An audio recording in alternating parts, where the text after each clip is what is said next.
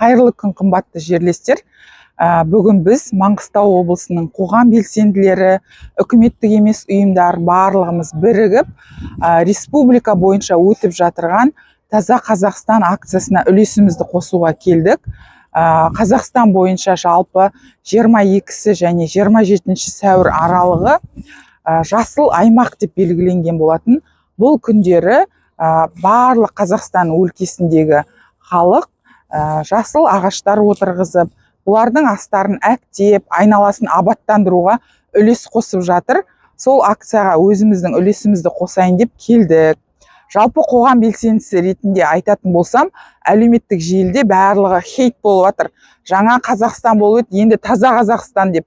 Негізі бұл акцияның арғы түп тамыры президенттің өзінің тапсырмасымен вандализмге жол бермеу. Бүгінгі таңда қаланы сындырып, ағаштарды сындырып, жапырақтарын жұлып, немесе барлық тарихи мәдени орындарда вандализм қазіргі таңда үлкен белең алып тұр.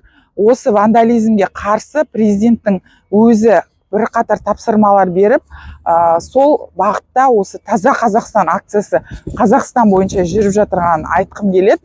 Түп тамыры бұл акцияның өзіміздің қоршаған ортаны аялау, вандализмге жол бермеу, табиғатты аялау, өзің тұрып жатырған қаланы таза ұстау деген мағынада өтіп жатырған акция.